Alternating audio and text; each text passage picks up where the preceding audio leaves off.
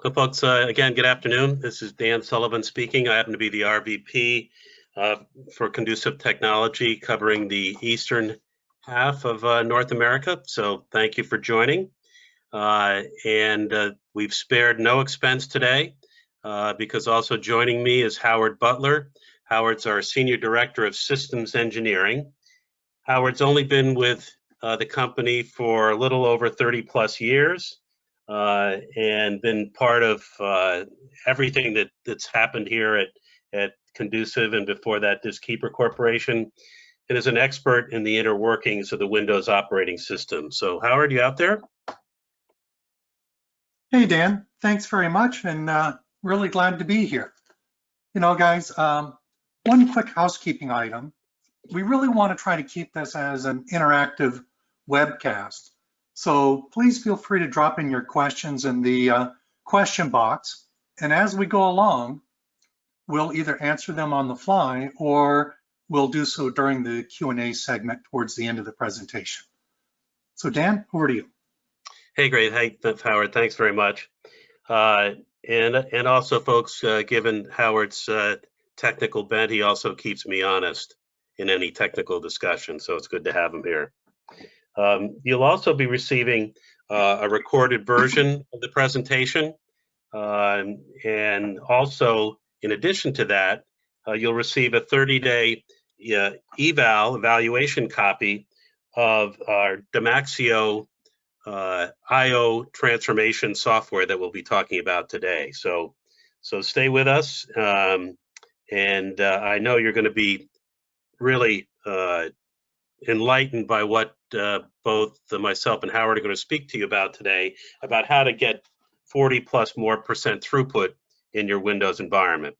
We're going to kind of split the presentation up into two major pieces today. One is more of I'll call it an executive briefing part, and that will run through some customer examples of use cases around our IO transformation software.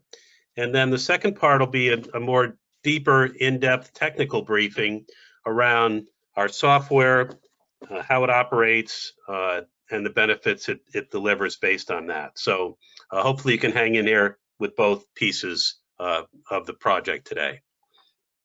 So with that, let me just talk about the executive briefing piece. As I mentioned, 5 different customer examples using a variety of different third-party tools to measure results.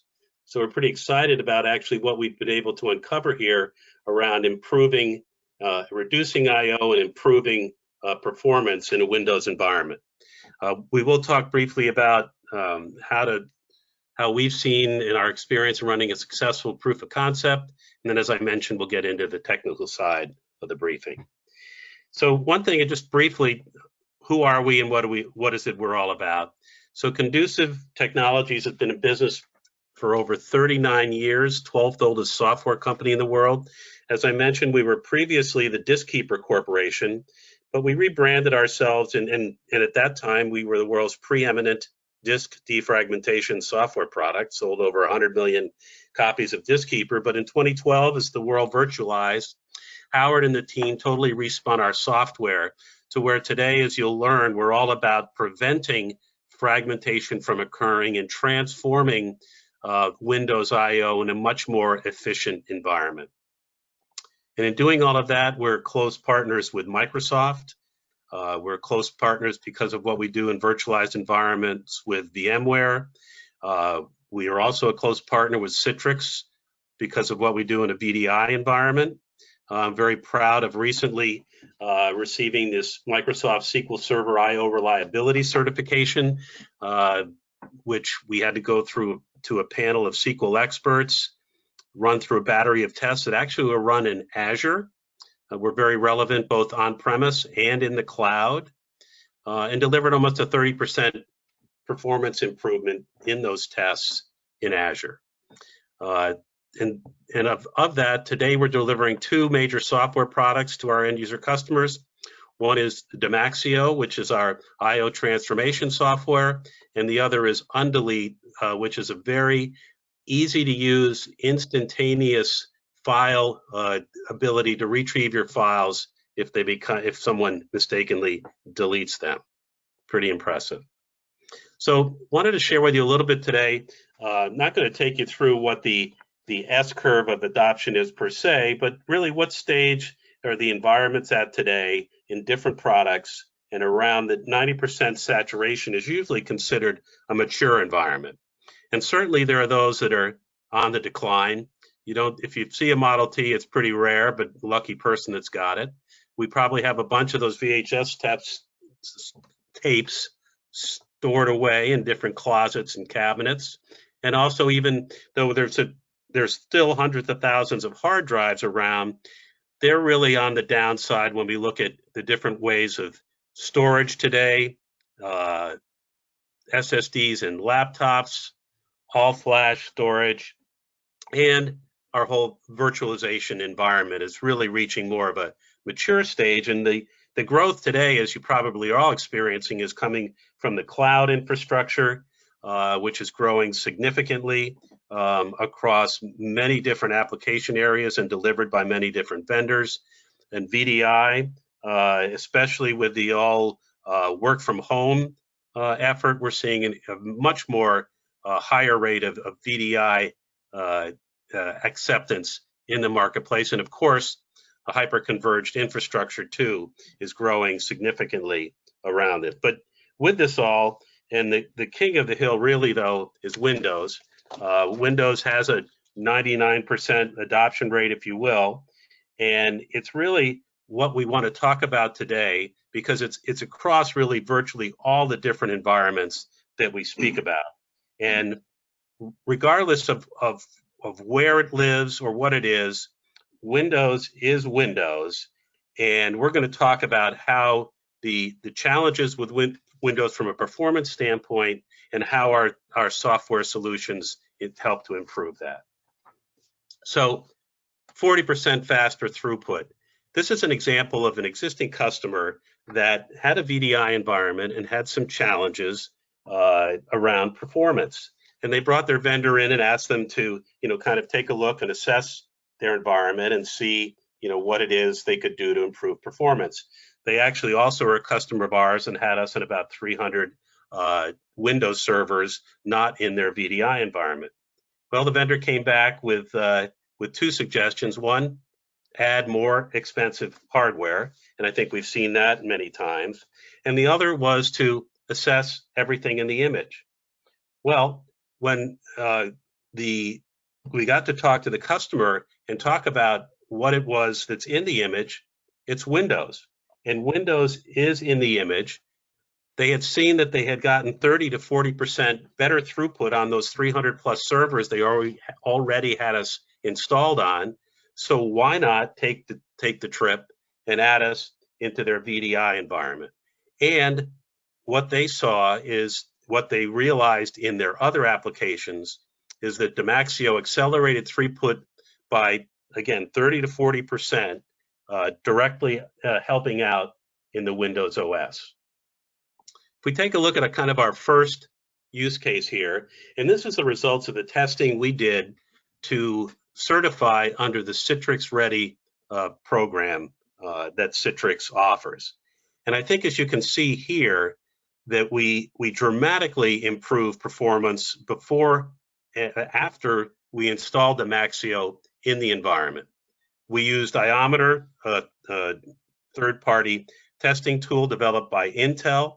And as you can see, we saw up to a 90% transaction rate increase, and we were able to process 60% more workload during the same time. So certainly Citrix was really impressed with that, and hopefully you all could see the same in your environment.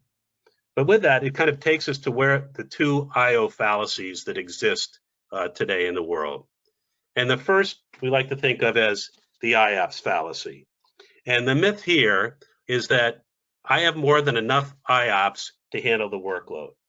And certainly with all flash environments today, and folks having, for example, a Dell EMC or Pure Storage or Nutanix or others, and having, you know, hundreds of thousands of IOPS to deal with, that's what they certainly say. I have more than enough IOPS to handle the workload. But the reality is, at the end of the day, the workloads are processing anywhere from 30 to 40% slower than they should be. And why is that? And it's because of Windows generating all of the small, tiny, random I/O that actually bogs down these very fast environments. And what we help Windows to do is to eliminate those small, tiny, random I/O patterns, make the writes more sequential in nature. And I think you should know that your storage providers will always say that sequential I/O always outperforms random I/O. And if you think about it, at any point in time, only a small percentage of that total I/O capacity is really being used at any one time. So while I may have hundreds of thousands of IOPS to deal with, they're not really using, and I almost impossibly can't use those in one specific period of time. So we tend to get a false sense of performance due to this high IOPS and the high I/O response time ratings that we see in our environment. And so you'll see that Dymaxlo optimizes the work being done, and it's not the spare capacity that I have that really matters. It's what's happening in the 5, 6, 7% of the workloads that are being processed at this same time. The second myth is that I/O response time can be misleading, and we're going to talk about that and show you some examples here. And it's very enlightening that you'll see. So the myth is that faster I/O response time is better. And certainly with flash and hyperconverged, there's no question, you know, that faster is better. You know, sub-millisecond I/O response time is great, but is that really the be-all and end-all, and is that what the application is really experiencing? Because the reality is, first, that a smaller I/O transfers faster than one individual larger I/O. That obviously makes sense. Whether you have a 4K block, it's going to transfer faster than a 64K block. But what happens if you have 100,000 4K blocks versus 10,000 or less 64K blocks? What really is going to be transferred faster? And the above really doesn't take that into account. It doesn't take into account the idea of split versus contiguous I/O and the idea of random versus sequential. And it's both split and random that the Windows operating system generates, and it's the contiguous and sequential I/O that our software coaches Windows to generate versus the split and random, giving you much better performance improvement.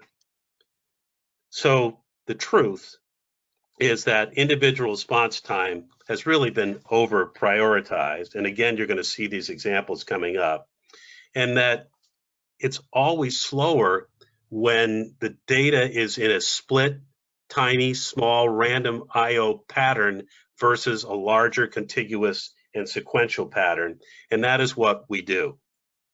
We coach Windows to deliver larger contiguous and sequential I/O. And so with that, you know, Howard, I was wondering if you might take center stage here and walk us through a couple of case studies that you've been closely involved with. Sure, thanks very much, Dan. So guys, let's take a quick look at what I/O transformation with Dymaxlo can do. We're going to kind of go through these slides rather quickly, so kind of buckle up, sit back and pay attention here. But the nice thing is that we can validate these results with third-party tools that you probably already have in your environment, like VROPS, which is what we use in this particular hospital case. And notice that the orange bars are the results with Dymaxlo, and you can see a pretty nice trend of improvement in write requests per second. Now, Dan, let's go to the next slide. But wait, huh? What's up with this latency? You know, if you were to look at this metric only, you might walk away with the conclusion thinking that Dymaxlo was slowing things down. And this ties back to what Dan was speaking about a moment ago in terms of the IO response time myth. So let's actually see what happens with the next metric. Now we're talking. Look at this. The write rate just shoots through the roof once Dymaxlo is enabled. So let's do a quick comparison on that. Dan, if you wouldn't mind going back to the previous slide. Great. And so while we're looking at the write or latency, sometimes the latency is up to 3 times longer. Now let's go back to the write rate slide. Thanks, Dan. So when we look at the throughput metric, clearly we see that the write rate has improved anywhere from 2 to 6 times. So this kind of goes to show the power of focusing on the overall throughput of the data and not really over focusing on individual IO response times, which kind of gives you a false sense of security there. So Dan, let's see what happens on the next slide in terms of the read rates. Okay, so we see something fairly similar here with the read latency. You know, kind of looks like it got quite a bit worse. But if we take a look at the next slide, now the read rate throughput measured in kilobytes per second, it's just off the charts. This environment is getting far more work done, which at the end of the day is what you really care about, is how much work, how much data can you transfer back and forth so the applications can do their jobs. Now, if we go on to the next slide, I just want to throw one more metric into this use case, and that's disk usage. I think the picture kind of speaks for itself. But let me just go ahead and mention or add, it's not always about the user experience. Now, naturally, of course, it typically does come down to that, but you have to think with the idea of why do you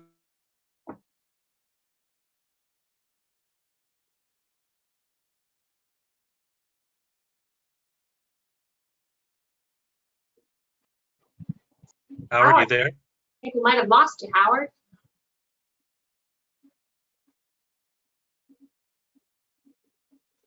This is a live event, huh, Dan? It is Don. Howard, you there? hear you guys? Can you hear me? We can Yes. now. Do you hear me now? Yes. Okay. Some little gremlins running around on the internet today. But in terms of disk usage, as I was mentioning, I think the picture kind of speaks for itself. And you know, you have your virtual server or VDI density count set to the way you do today because of that user experience. Now, when you do install Dymaxlo, it really would not be valid for you to go back and ask your users if they noticed anything, because you've already managed that end user experience by scaling down your existing density. So with Dymaxlo installed, you'll be able to scale back up and keep your end user experience at its optimum, not to mention to be able to keep existing hardware producing for you for an extra year or longer before having to contemplate that expensive hardware upgrade. So let me just do another quick audio check. Dan and Don, are you still able to hear me? All good, Howard. Okay, just wanted to check in there. All right, so if we go on to the next slide and think further about IO transformation. And I just wanted to kind of touch on one point here on truly how important this concept of IO transformation really is. And I will go into greater technical detail during the technical briefing part of our event today. But just let me kind of sum it up at a high level. This is what we want to have happen to the right IOs. We take those split, small, random IOs and transfer them into contiguous, larger, sequential IOs And that's the key of getting back 30 to 40% of your throughput. You're just not having to do all this unnecessary busy work. And your hardware should be able to perform much faster. But the way Windows is handling the data logically, it's kind of like Windows has its foot on the brake pedal of that Maserati, Ferrari, or ZR1 Corvette that you might be driving. So think of Dymaxlo as pressing down on that accelerator. Now, let's go on to the third use case. Now, I'm not going to spend a lot of time on this one. It is another Horizon View environment. They're running all pure flash storage on the back end. And again, tested with VROPs in this particular case.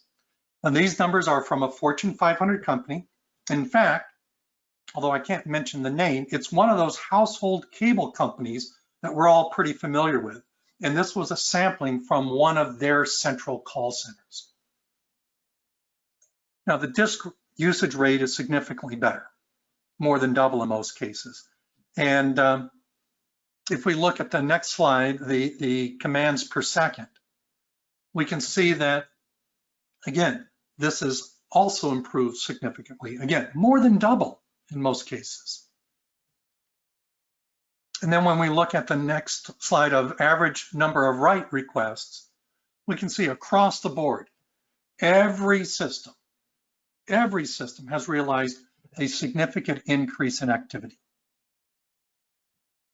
And then what about the write rate? This shows the average number of kilobytes written to the disk each second. And we can see across the board, every system is realizing a significant benefit or increase in activity. And this ties back to Dymaxlo transforming that split random IOs into larger, more contiguous sequential data streams. And then if we want to take a look at the read rate in the next slide here,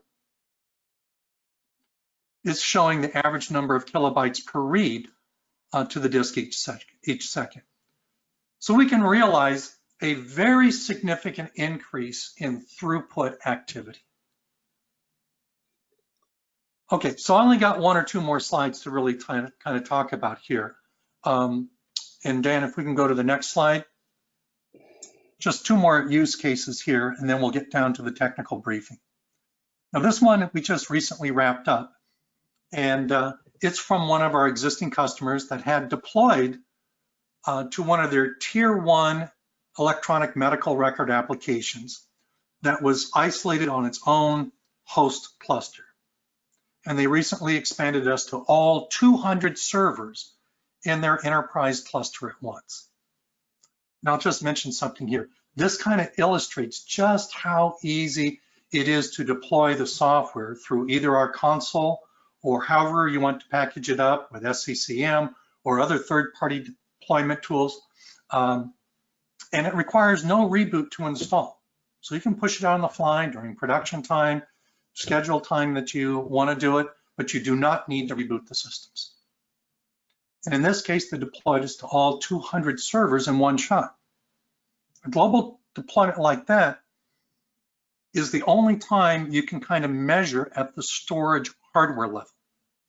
Because if we optimize all of the Windows VMs at once, man, that's really when you can see that universal IO transformation.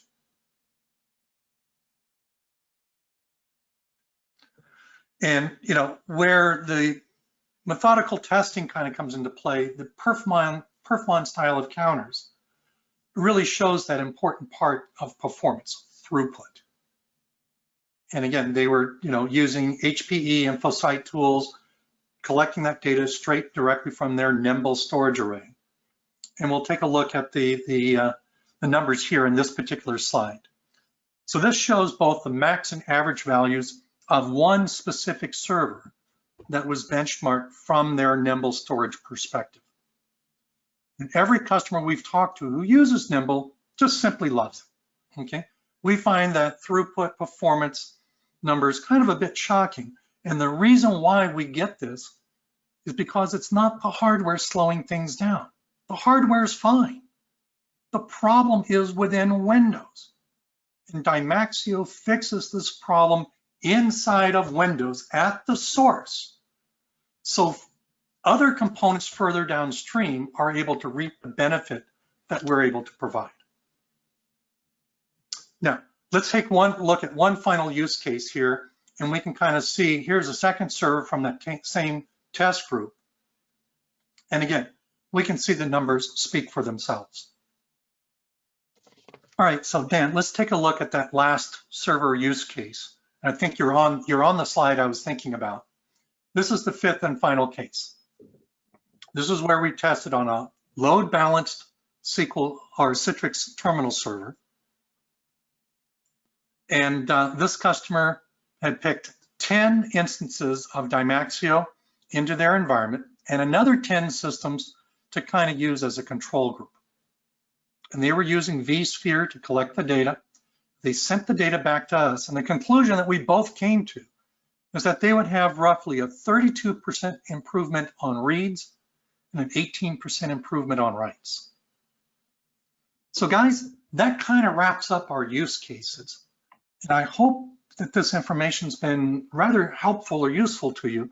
So Dan, I'm going to kind of turn it back over to you at this point and give you an opportunity to discuss a few things further.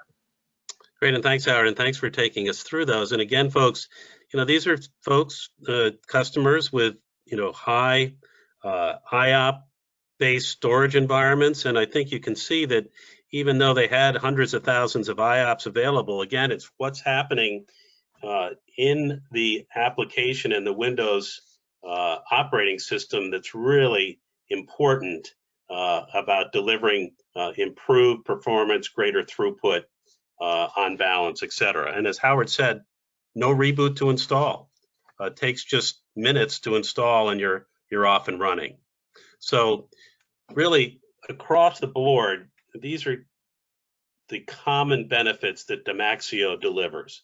We've certainly talked a lot about application performance and faster data transfer rates. Howard mentioned extending the life cycle of your existing hardware, and even a 6 to 12 month extension can mean tens to hundreds of thousands of dollars in near-term savings for you.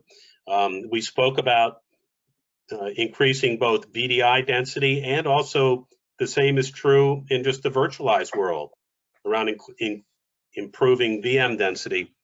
And many folks have talked about shorter backup windows just because of having Dymaxlo installed. Now, I'm not going to go through these. You can read them faster than I can talk about them. But these and hundreds of other cases, many are on our website, just talk about the benefits that the customers have seen just by installing our software.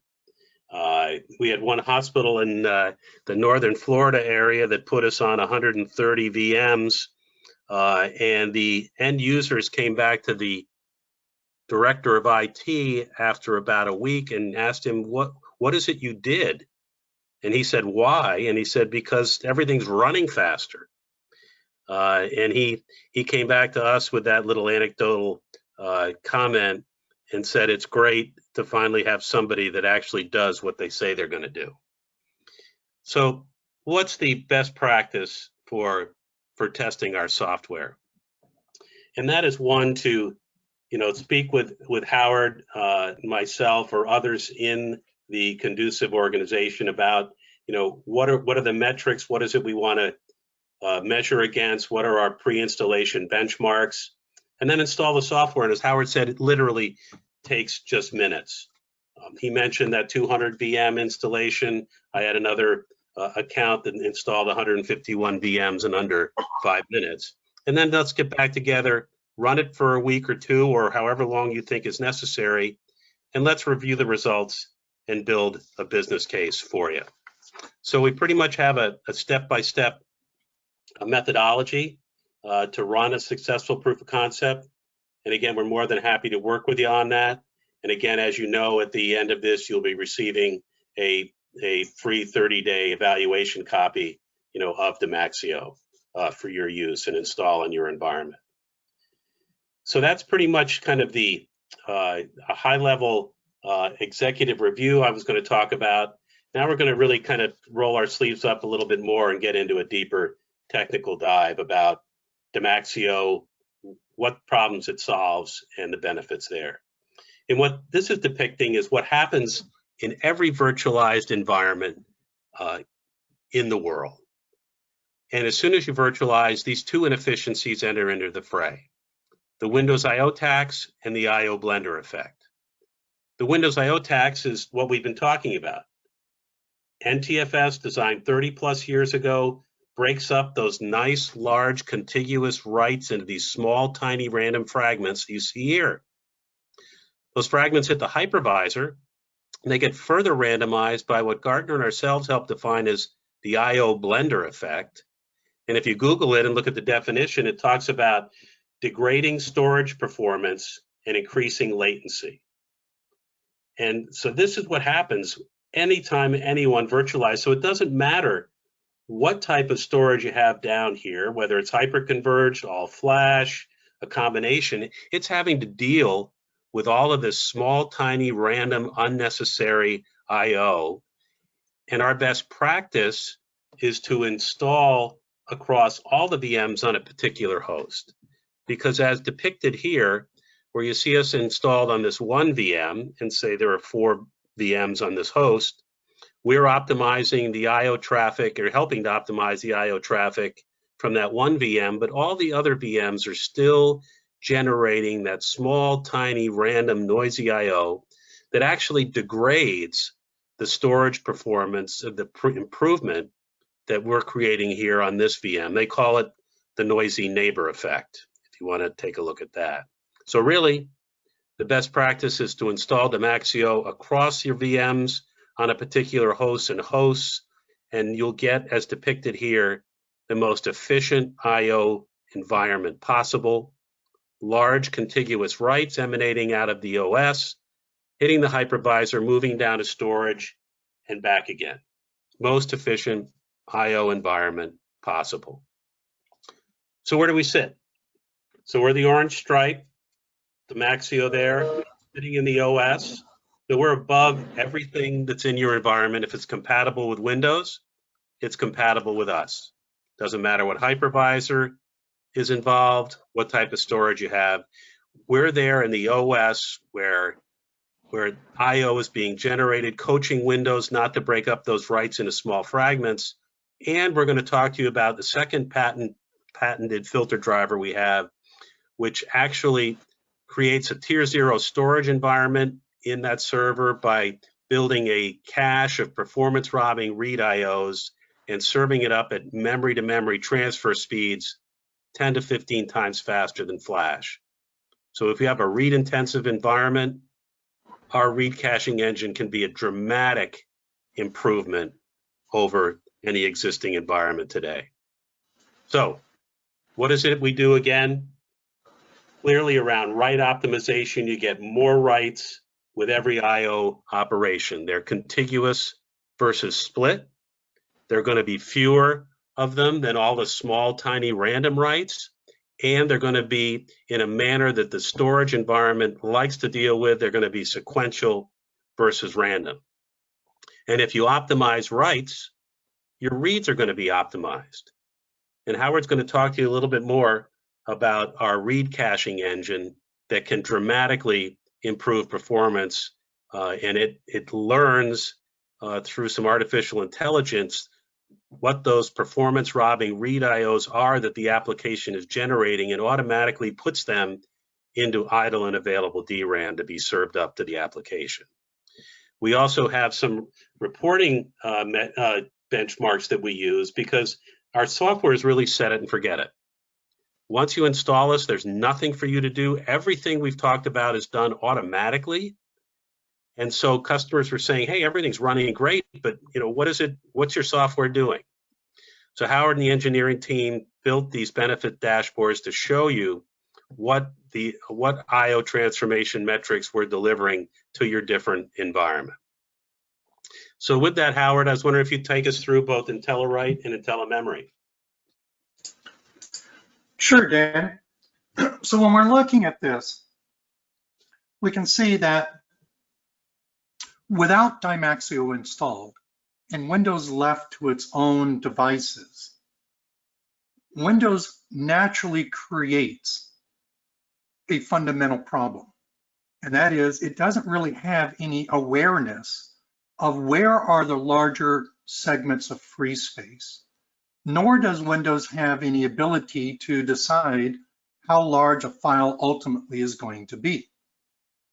So with our technology, we can feed back to the Windows file system the information that it's missing about how to best orchestrate or issue the IO request. Windows is still in charge. Windows is processing the IO. We don't have anything to do with, changing the size of the IO request ourselves. But if we can tell Windows, rather than choosing the next available segment of free space, which if you're trying to write a megabyte of data, and the next available free space is only 4 KB, you can't put a megabyte of data into that segment. But Windows will write what it can into that space, send that IO request down the wire, go grab the next available free space, write what it can, send it on down the wire. So you can kind of see how Windows inflates the amount of IO traffic. Where instead, with Dymaxlo in place, we can tell Windows where the larger chunks of free space are. So when Windows gets a large write request from an application, Windows doesn't waste any time trying to find the best place, and Windows already knows where's the larger chunk of free space that it can allocate heads up and issue a single or at least a handful of IO requests rather than hundreds, if not thousands, of individual smaller requests. And you have to think about this. Every IO matters. Every IO takes some amount of time to complete. The more IOs you do for the same given workload, it's just a pure simple of physics or mathematics. It's going to take longer. You do fewer IOs to do the same amount of work, it's going to be much faster. And all of this occurs without any additional overhead. We have a zero footprint into Windows. You'll never see our software product creating any type of system resource contention. We're regulated only to use idle system, free available resources to do any of this work. So Dan, thank you. And Howard, how about then a little intro into our IntelliMemory solution? So when you think about that, you heard me speak about how we're able to optimize and transform those writes to receive a benefit. But what about however you write the data is how it's going to be read back. So you're actually getting benefit on both writes and any subsequent reads with the IntelliWrite technology that I was speaking about. But wait, we can take it a step even further. If we can recognize and see that there is a repetitive nature to reading certain data blocks over and over and over again, there's really no need to go all the way out to storage to get that data each and every time. Most systems, and I'll emphasize most, have an abundance of memory that's free and available that Windows is not using, Applications is not using, SQL is not using, Exchange isn't using. You go to Perfmon or Task Manager and you can look at the performance measurements and you can look at memory usage. And there's usually some amount of memory, some number of gigabytes that's free and available. We can borrow and leverage a portion of that memory dynamically. And I'll talk about why I'm emphasizing dynamically in a moment there. But if there's some memory that nobody else is using, we can go ahead and establish a DRAM tier 0 cache that would be filled with the frequently most requested read IOs, such that those IOs now get satisfied at the speed of memory. Nanoseconds, not milliseconds, nanoseconds, millionths of a second. Many, many, many times faster than going to disk. And it's your hot data. else why is it being requested so frequently? So the genius here is that those IOs are getting satisfied faster and not having to clog up the pipeline of sending their IOs to storage. So now there's less competing IOs for your storage backend to deal with. Your storage system can now have more breathing room to do the real IO work that is necessary to go to storage, such as those writes and non-repetitive reads. Now, if memory is needed, maybe there's a surge, a demand for memory, maybe SQL needs more memory, maybe another dozen users logged onto the system and their applications need more memory. Dymaxlo dynamically recognizes when there's that need for memory to be held or redistributed or allocated. So this is our dynamic memory allocation kind of in a graphical form. You can see that there's memory that's free and available. And we're always going to leave plenty of memory free and available so Windows doesn't panic, Windows doesn't try to swap processes out and reclaim memory because it's in a panic-stricken state. But anything above that you're not using, it's a free resource. Let us tap into it, borrow it for a period of time, and if it is needed, give it back. So you can kind of see how the OS memory and SQL as an application in this particular instance, you can see how they fluctuate up and down as well as the amount of memory used by Dymaxlo. I think that's fairly clear and straightforward. It truly is impressive, and folks, hopefully you'll see that when you install your free evaluation copy. But again, everything that Howard has talked about, and I guess we've talked about here, is done in the background, nothing for you to do. Everything's done automatically except just to get us installed. I think just truly exceptional. I did want to mention this. I'm sure most, if not many of you, run a virtualized environment on VMware. And this is taken out of the VMware Best Practices Guide for improving disk I/O performance. So actual VMware document. The first two ways to improve disk I/O performance. The first is to increase virtual machine memory. That's obvious. That'll certainly improve the application. It also will help what we've just talked about around the use of our patented DRAM caching engine. But the second is to defrag the file system on all guests to improve disk I/O performance. Well, as we've talked about, and as you know, you don't defrag a SAN or an SSD. We are the only software company to prevent fragmentation from occurring at the point of inception in the Windows OS. So by inference, VMware is saying, if you want to improve disk I/O performance, you should install Condusiv software. And by the way, these two improvements are mentioned 17 times in this best practices guide for performance in vSphere. We talked about the dashboards, seeing what it is we are doing. And this is just a simple example of a customer. This was taken over the last 3 weeks. And what it tries to demonstrate is what are we doing around I/O reduction and improving performance. So in the last 3 weeks on this one VM, we've eliminated 9.5 million IOs, of which 7 million were read IOs, and that is 64% of all the reads over the last 3 weeks on this one VM didn't take the trip to storage and back again. They were all served up out of DRAM 10 to 15 times faster than flash. And from a write perspective, we eliminated 2.4 million writes. And now when we talk about elimination, it's a little bit of a misnomer.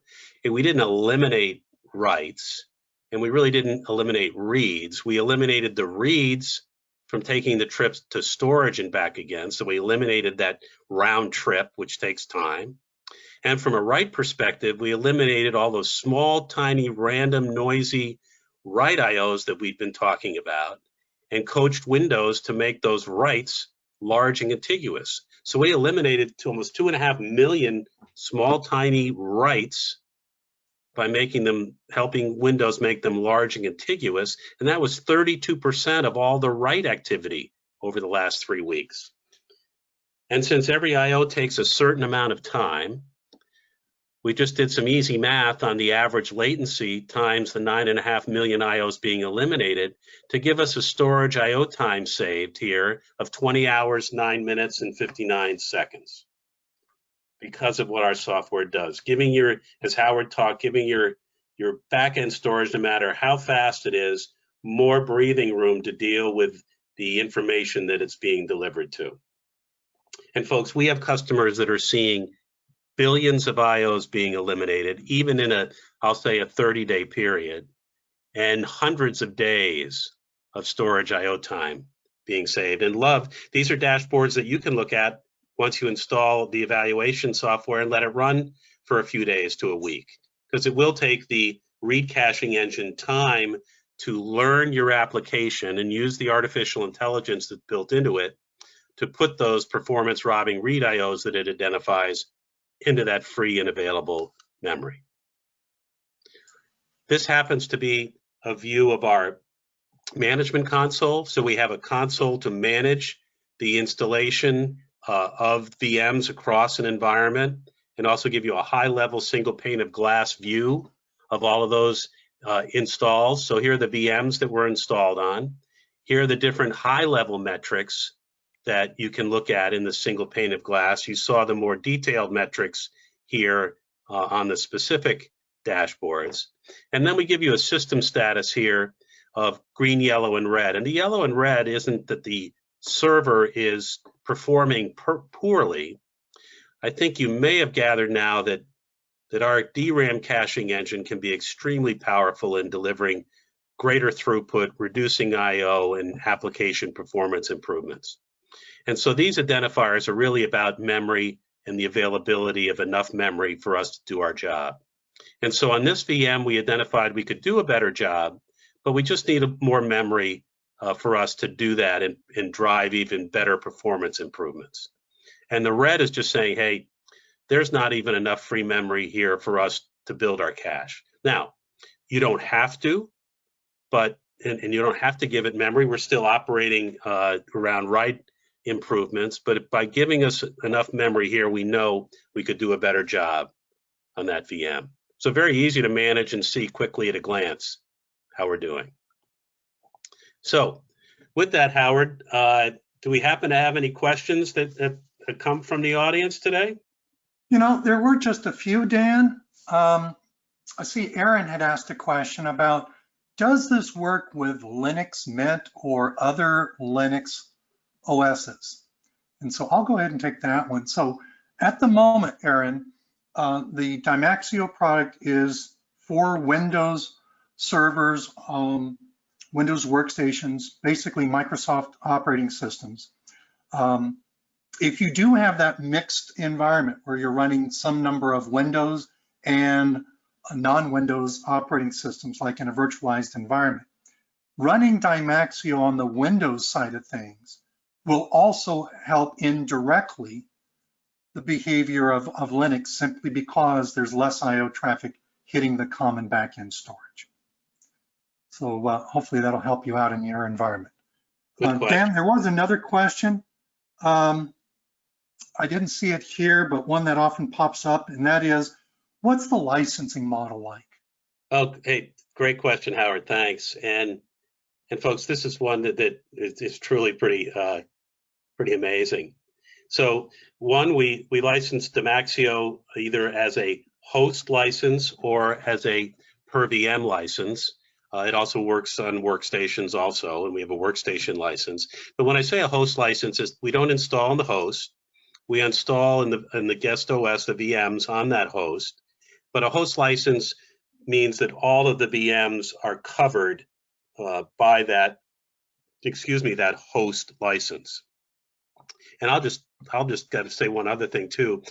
With Dymaxlo, we have it is a annual subscription-based offering, and so with that, a host license covering all the VMs on a host up to 250 VMs, and I don't know, well, that's an awful lot of VMs on a host. but one host license, our suggested retail price is $950 per year per host. And I'm sorry, that is just a phenomenal value to get all of the benefits that you saw today. Just, it's almost, why wouldn't I do that? Do it for a cost like that. But hopefully you'll install the evaluation software, you'll see for yourself. And look, we want to be, if you want, we're happy to work with you to give you more software at no charge to try. So while this will be a per VM license, again, our best practice is to install on all the VMs on a host. Give us a shout. We'll get you a host license to try, or hosts to try. So multiple host licenses if you'd like.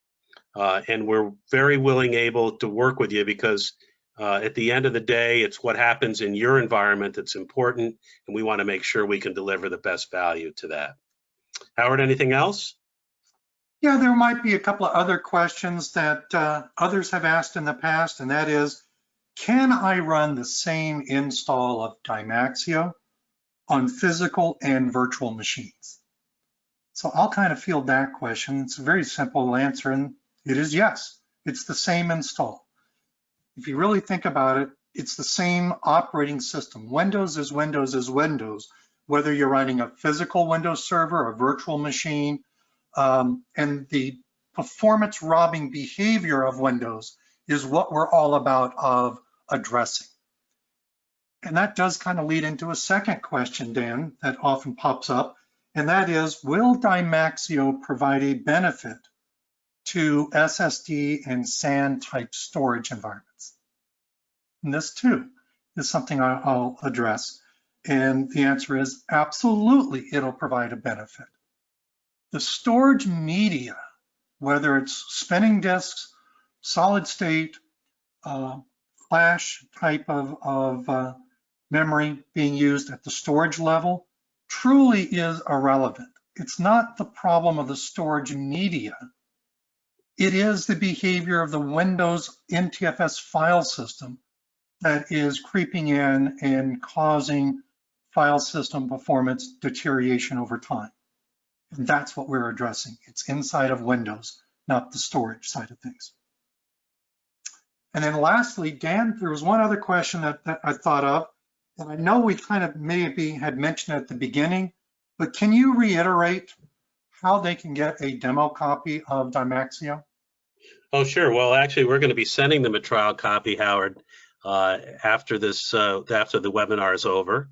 We're also going to be sending them a copy of the presentation that's been recorded.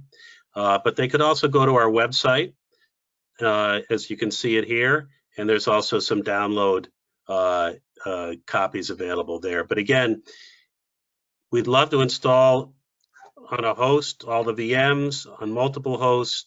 So reach out to us if you'd like to do that. We'll work with you. We'll get the software that you need, no charge to you. The key also is some pre-installation benchmarks, so we can just make sure we can measure success in the test environment. So Howard, with that, Dan, that kind of summed it up on my end, so thank you.